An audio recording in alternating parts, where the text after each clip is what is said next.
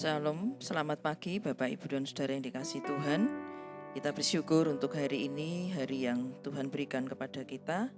Mari sebelum kita melakukan setiap aktivitas kita akan bersama-sama merenungkan firman Tuhan dengan tema sahabat-sahabat Kristus yang terambil dari Injil Matius pasal 26 ayat 48 sampai yang ke-50.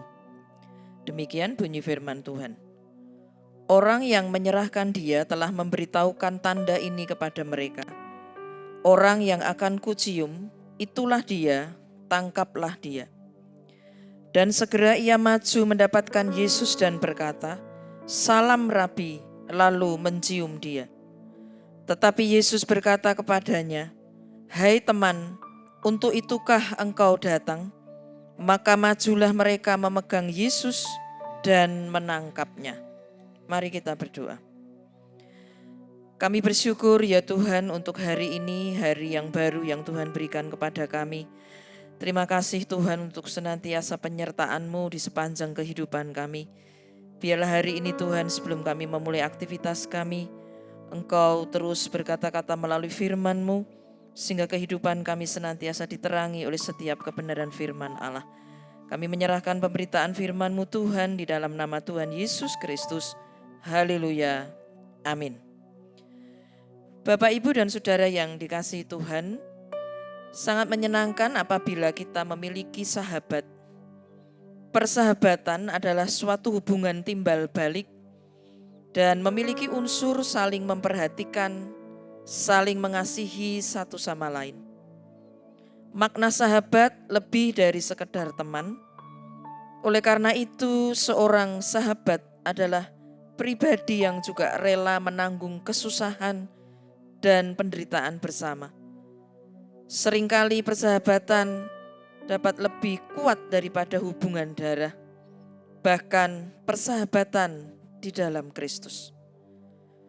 Tuhan Yesus menyebut kita adalah sahabat.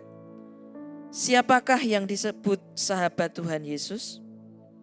Sahabat Tuhan adalah orang yang melakukan firman-Nya, seperti dinyatakan dalam Injil Yohanes pasal 15 ayat yang ke-14. Kamu adalah sahabatku, jikalau kamu berbuat apa yang kuperintahkan kepadamu.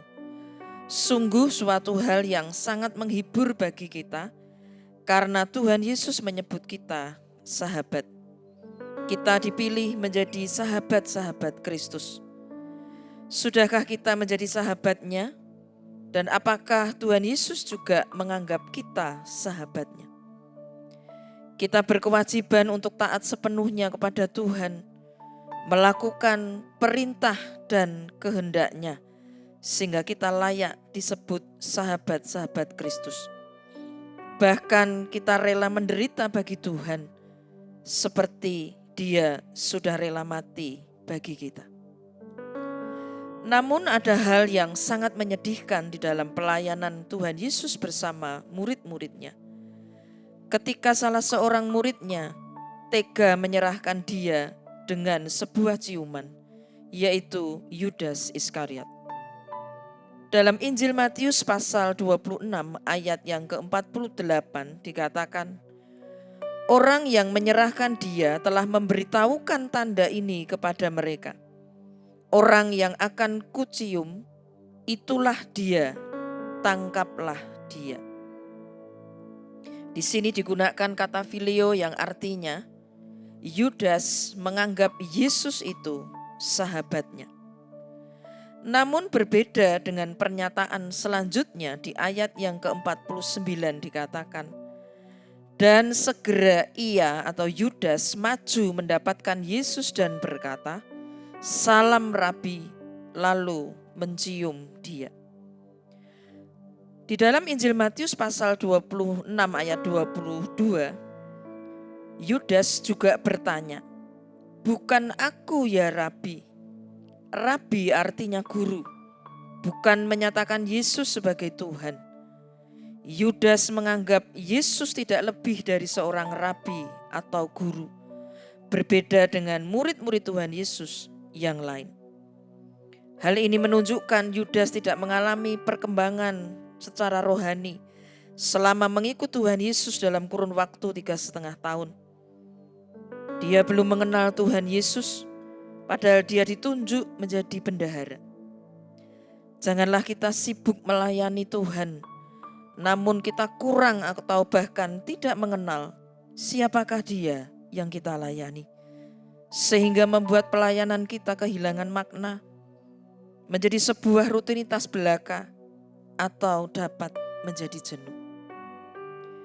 Kemudian di dalam Injil Matius pasal 26 ayat yang ke-50, Tuhan Yesus berkata kepada Yudas, tetapi Yesus berkata kepadanya, "Hai teman, untuk itukah engkau datang?"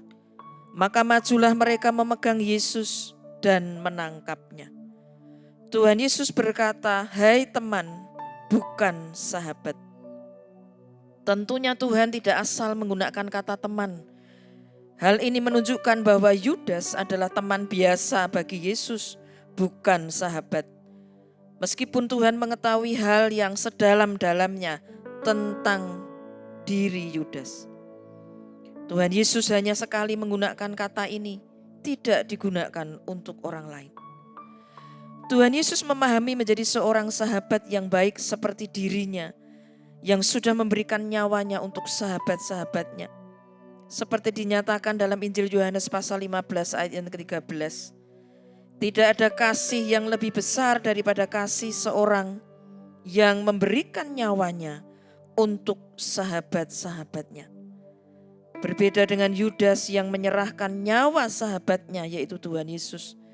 Karena itu Tuhan Yesus mengatakan di dalam ayat yang ke-50 tadi, "Hai teman, untuk itukah engkau datang, bukan sahabat."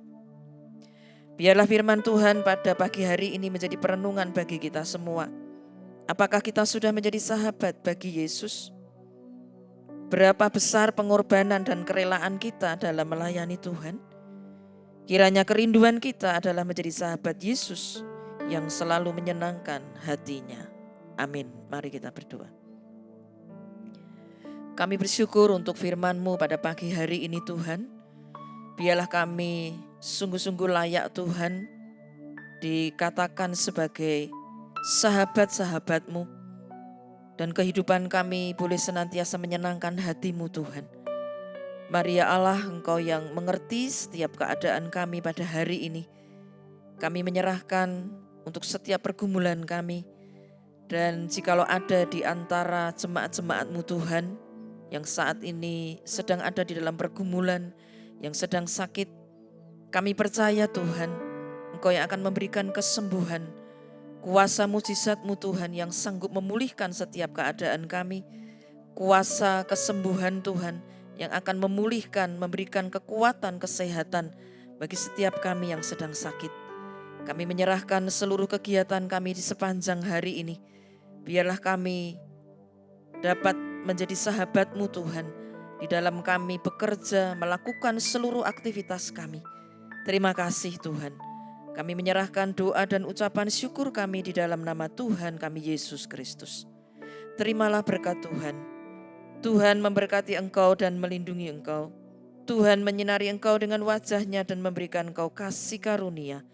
Tuhan menghadapkan wajah-Nya kepadamu dan memberikan engkau damai sejahtera. Biarlah berkat damai sejahtera, kekuatan yang berasal dari Allah Bapa, Tuhan Yesus dan Allah Roh Kudus senantiasa akan menyertai kita dari sekarang sampai selama-lamanya. Haleluya. Amin.